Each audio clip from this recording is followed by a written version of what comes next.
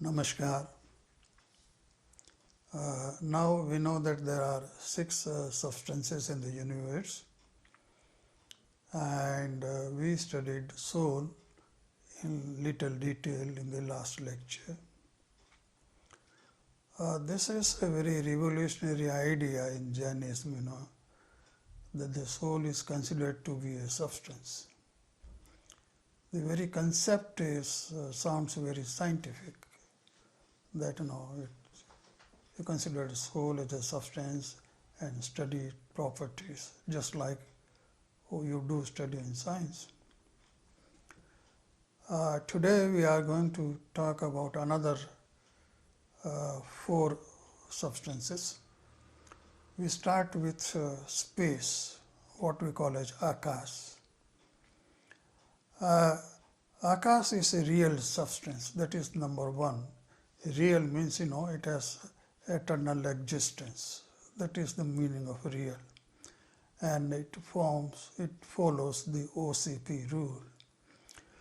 From substantial point of view, it is one indivisible entity.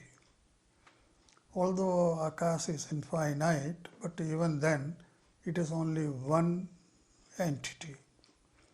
From spatial point of view, it is ubiquitous, all-pervading, and infinite. So the Akash is an infinite substance. It pervades everywhere in the universe and beyond universe. And it has infinite space points. Space points are conceived in Jainism in order to quantify space. So the smallest space point or the smallest conceivable space is a space point. It is given the name Pradesh.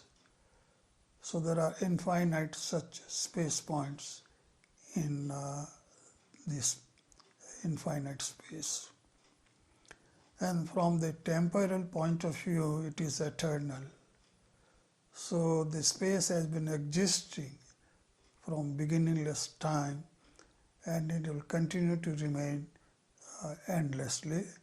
It will remain always.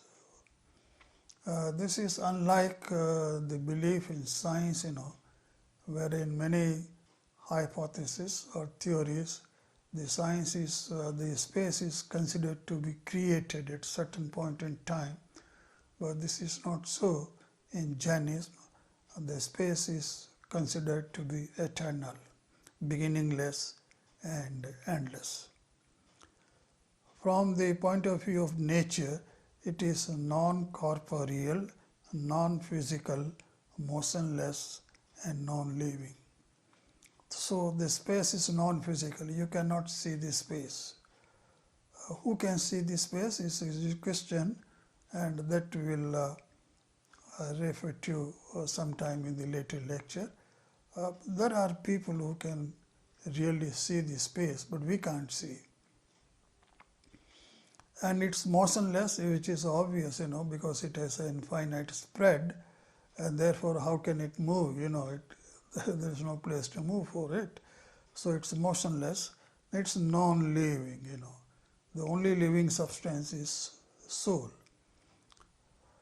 Only a tiny fraction of space is occupied by other substances. So space is divided in two parts. As this infinite spread of space, out of it only very tiny portion of it is occupied by other substances, which constitute what we call as a universe. So the universe, constitutes a very tiny, small fraction of the total infinite space. So this is the form of universe which we have and in which we live. Cosmic space containing other substances. This cosmic space, or what science calls as universe is known as lok in Jain philosophy. Lok or Lokakash. Simple lok. So this is the only place where other substances exist, and therefore this is called lok. And the rest of this space where there is no other substance is transcosmic space, beyond cosmos. And in that space there is nothing existing. So in a way it's a vacuum. That is, space exists but nothing else. Cosmic space is one, indivisible and finite. So the cosmic space which we are talking in the universe is only one again, and it is indivisible. You can't divide the cosmos again in divisions and say that this is one cosmos 1, this is cosmos 2, and so on. That's not the case.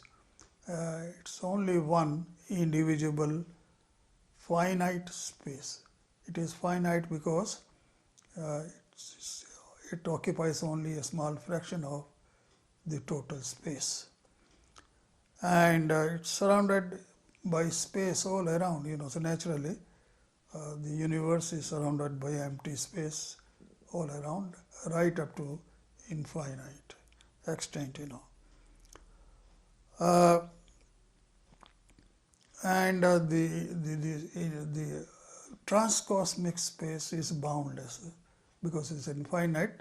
It has no boundary, and therefore it is boundless. Whereas the cosmic space or the universe has a boundary and therefore has a shape. So much about space. Then there are two other mediums which we talked of, two other substances rather.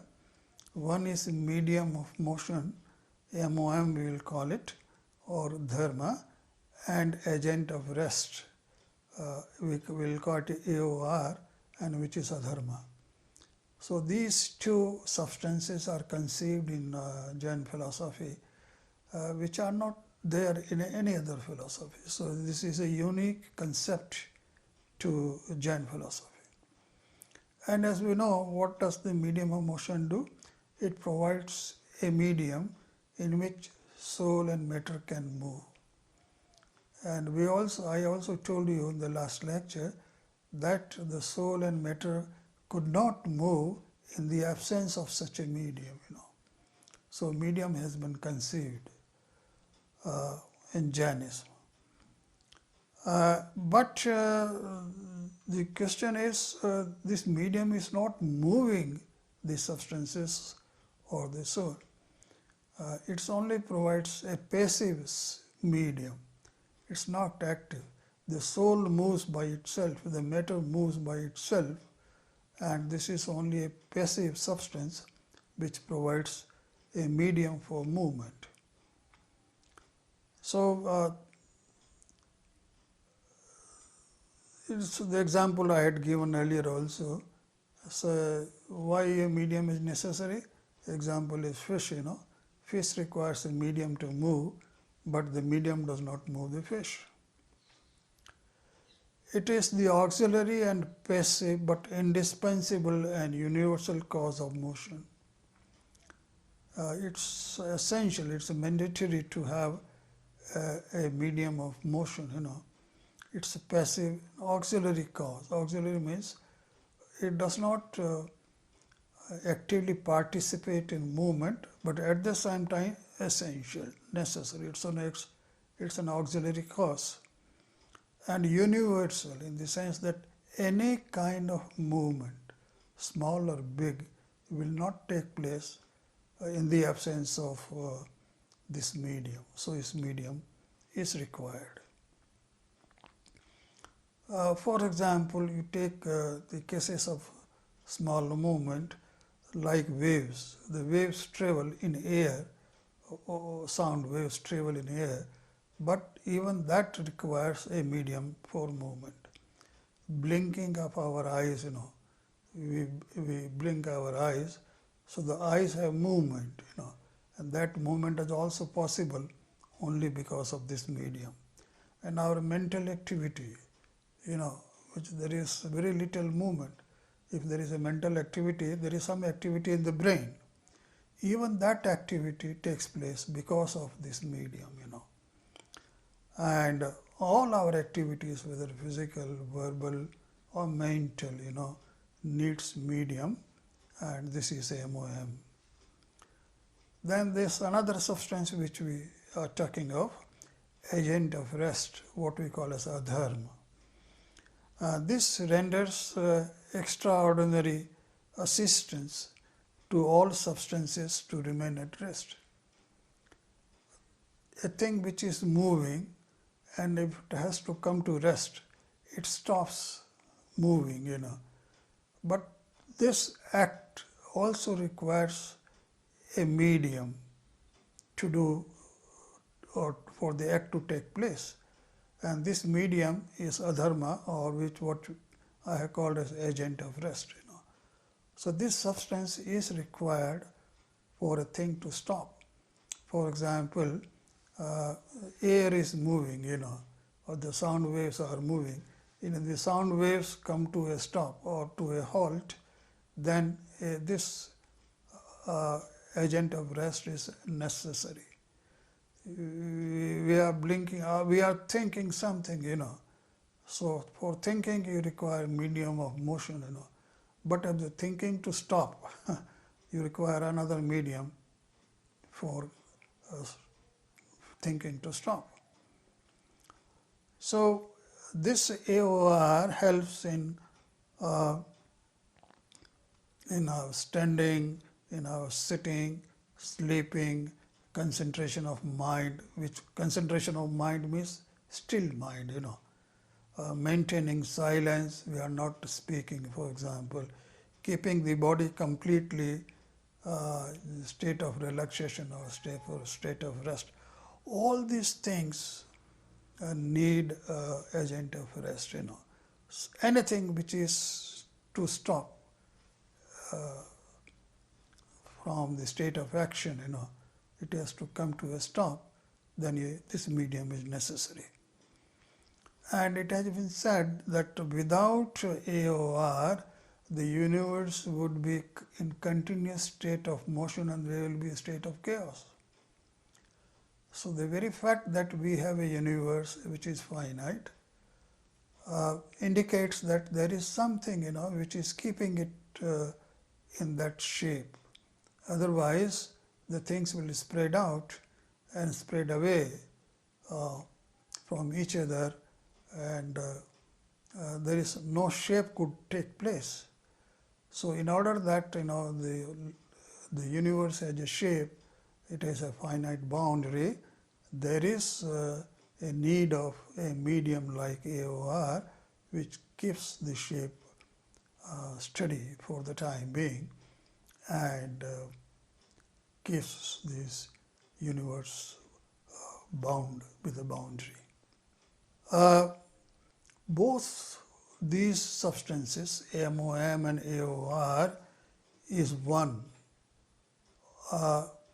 There is only one medium of rest, and there is only one medium of motion, and there is only one agent of rest. There are not many. And this one is indivisible and independent substance. Both of them are independent substances. The one does not depend on the other. And they pervade only the cosmic space. So these two substances are present only in the universe, in the cosmos, and they are not present in the transcosmos space. So this is the reason, why the space is divided in two parts.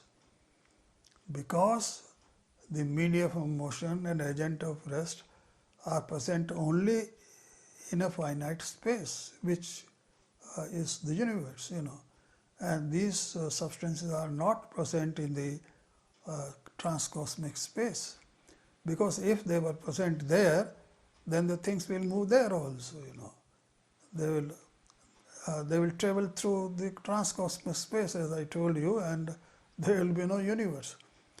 So this is a very strong reason to assume the existence of these two substances in order to divide the space in two parts, one finite and another infinite.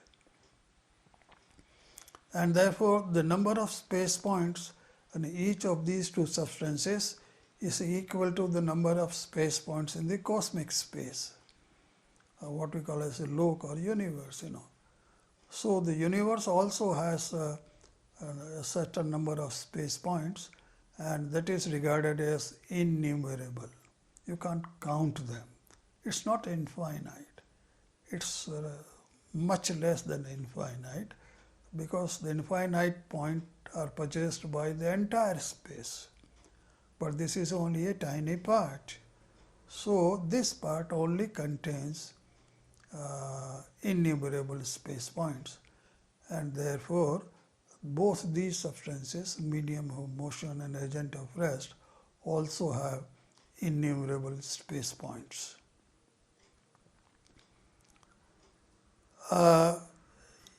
Each one is eternal, So just like the cosmos, these two substances are also eternal. In fact, all 6 substances which we are talking of are eternal. No substance is created or no substance is destroyed. Each is non-physical and non-corporeal. Again, these two substances are non-physical. And they are immobile substances. They do not move. The medium of motion, although it is a medium of motion, but it itself does not move. And so also the agent of rest, that also does not move. And it is essential condition that it should be non-moving. Then only it can act as a medium of motion. If the medium itself is moving, then it will be difficult to act as a medium of motion for other substances. So for the substance to act as a medium of motion must be itself motionless. And it is devoid of consciousness. Of course, the consciousness is the property of soul only and no other substance. So these two substances are also do not have consciousness. Now, there is another point, there are some philosophies which advocate that the space is the medium of motion. That's not true. If space were the medium of motion, then the matter and soul will move in that space. So the matter and soul will travel through the transcosmic space, because if that is the medium. And if that happens, you can't have a finite universe, you can't have a finite loc, and everything will spread in infinity, giving you nothing, in fact, So that proposition that the space can act as a medium of motion is not acceptable to Jainism. And that is why a separate substance has been conceived to have a medium of motion, The two substances are free from principle of causality. Both medium of motion and agent of rest do not follow the principle of causality. That means there is no cause and effect relationship in these substances because they are inert, they are not active substances. So there is no reason for cause and effect kind of thing, that kind of principle. So they do not follow the laws of causality. That is, they do not have that kind of transformation. They can only be an auxiliary cause. These two substances I told you are auxiliary cause, and they must be indifferent and neutral themselves, because they are not acting. If they interact with other substances, they will not be able to function properly. So they are neutral, in the sense that they are inactive, they are indifferent to other substances, and yet they are indispensable. Of course, their presence is essential to the composition of the universe. If the universe has to exist, these substances are required. According to the law of causality logic, every action requires two kinds of causes, a material cause and auxiliary cause. This is a general rule. For any activity to take place, there are two kinds of cause acting in that event. One we call as a material cause. A material cause is one which converts itself into action, and there is an auxiliary cause which does not do so.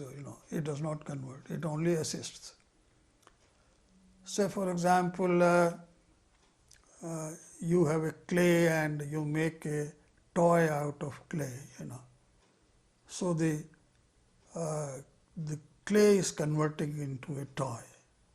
Of course, you are required. Unless you are there, the toy does not is not being made. You make it. So you become an auxiliary cause for the clay to turn into a toy. So this is the purpose of what the auxiliary cause is. Only assists, but does not participate in the activity.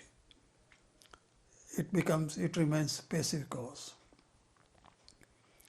So this is the concept behind conceiving these things. So the medium of motion and the agent of rest are auxiliary causes. They do not actively participate. Then we come to the substance called time. This requires a little serious understanding what time is. The Jain philosophy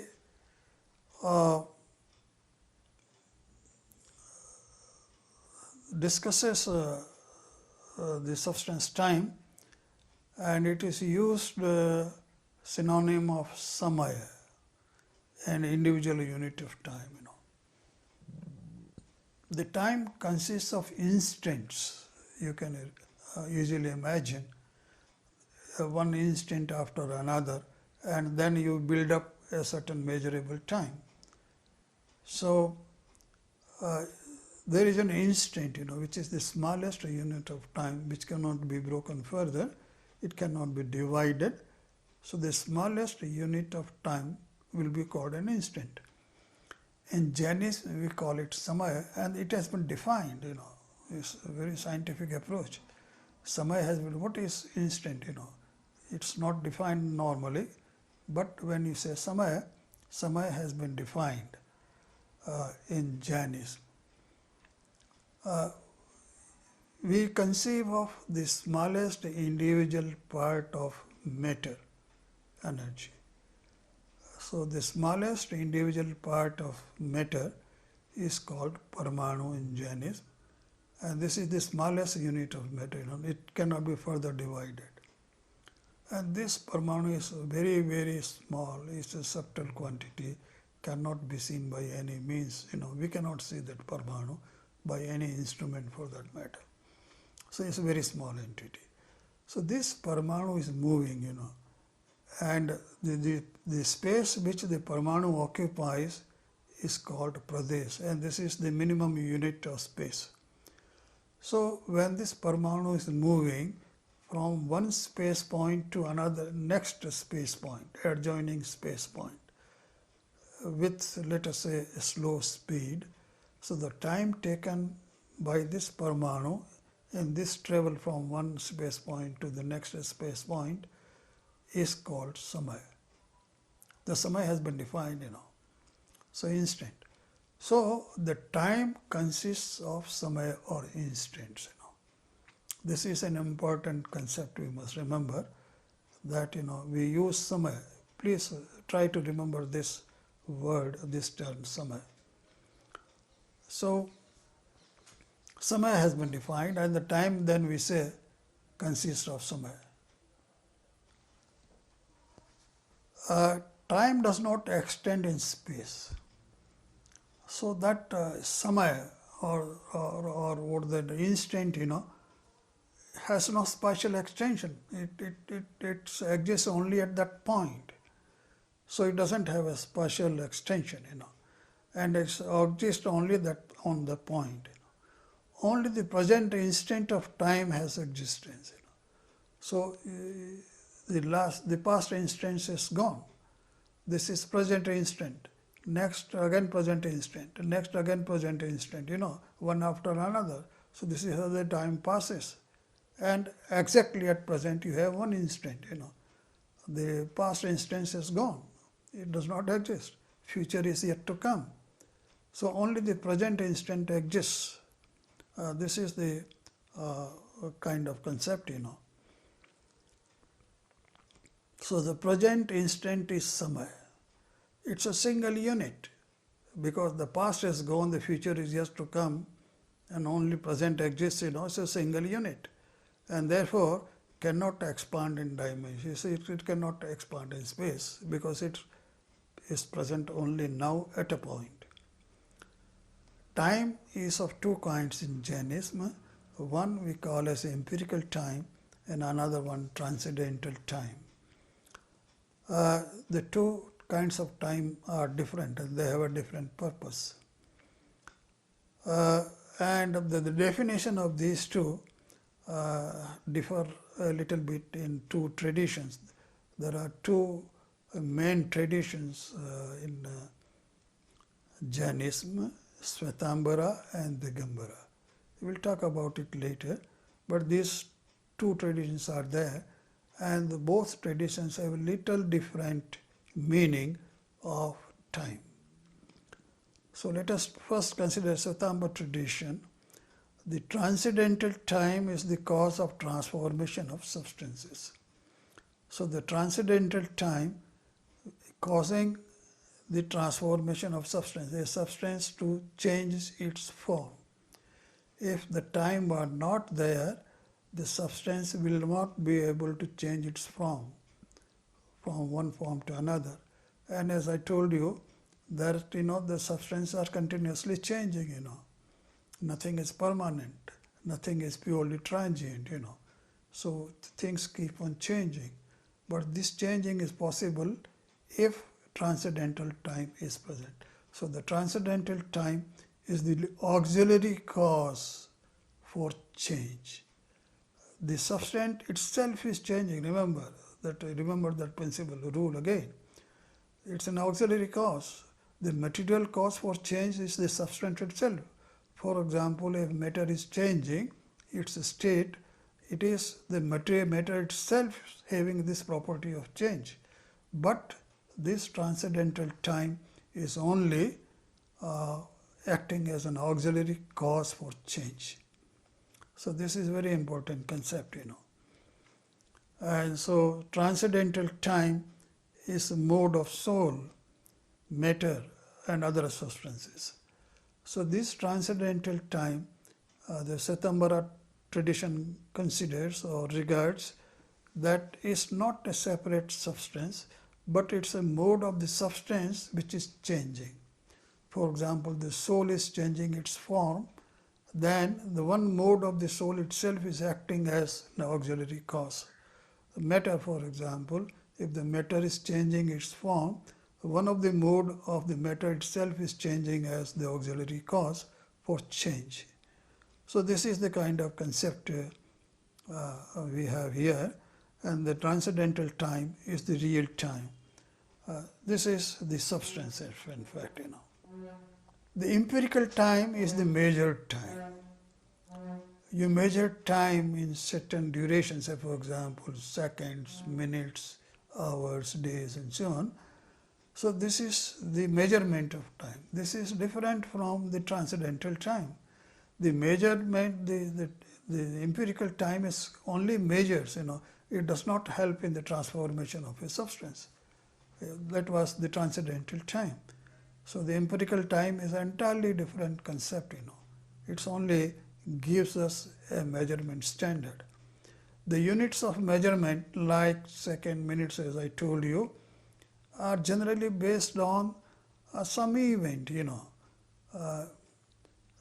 for example, we have day and night because the earth is moving. So because of the rotation of earth, that we have day and night. We have a year because of the motion of earth around the sun. So measure this empirical time is dependent on some natural event, which normally is the movement of these celestial objects.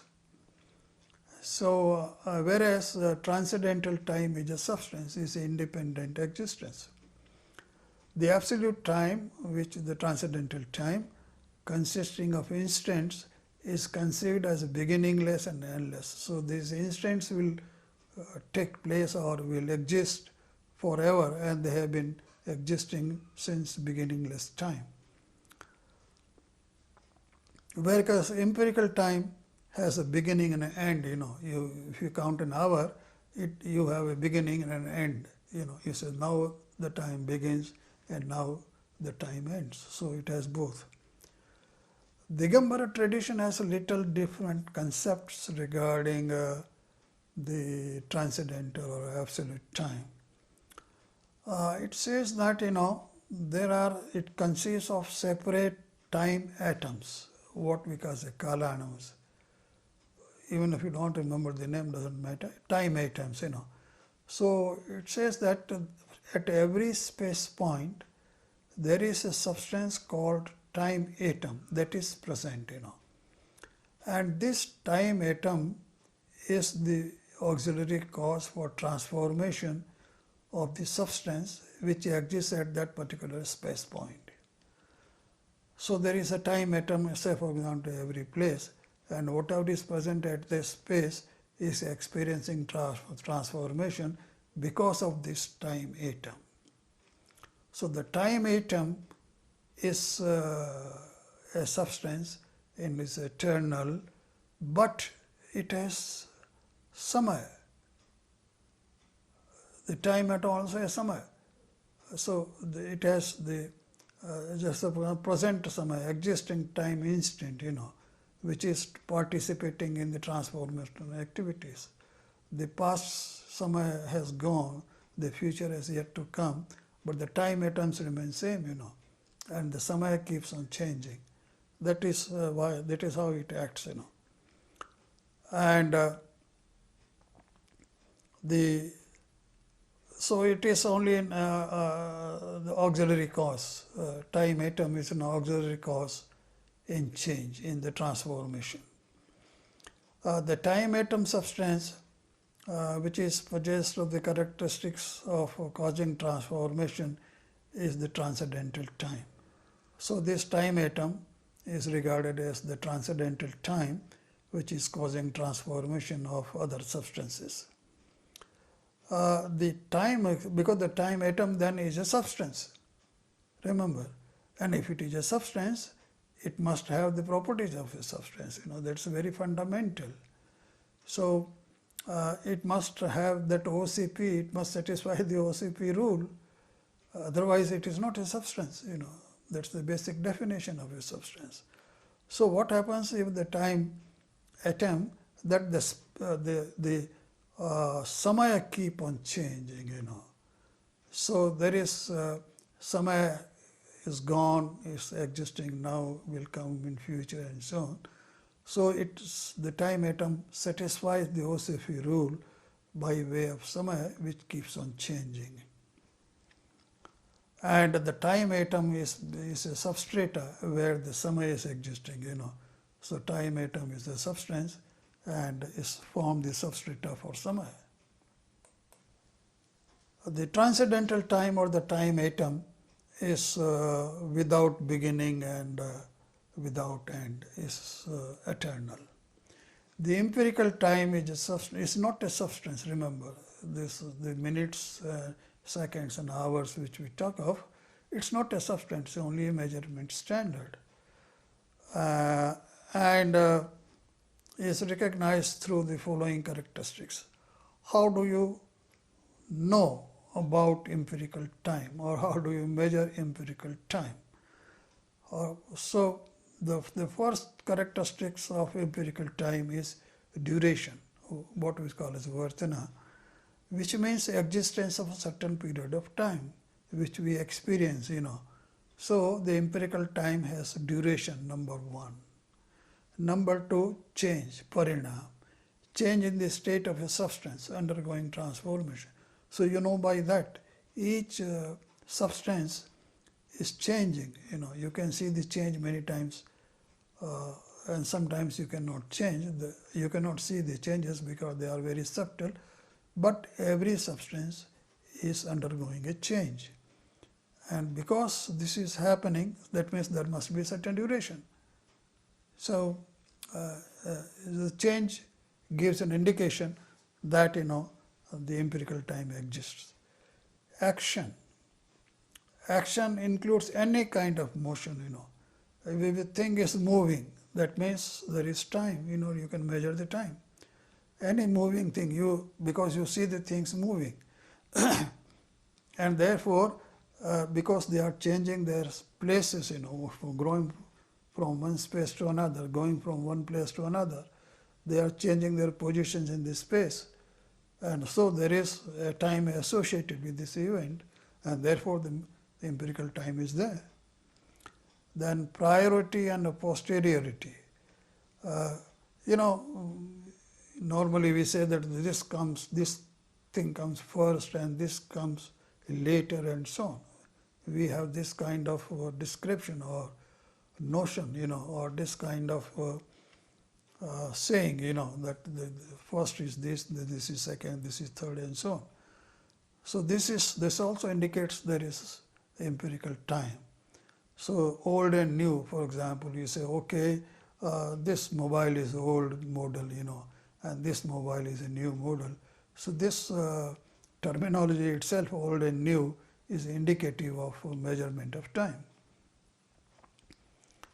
And another concept which is very important and you must note is that this empirical time does not prevail in the entire universe. It does not exist in the entire cosmos according to Jain philosophy.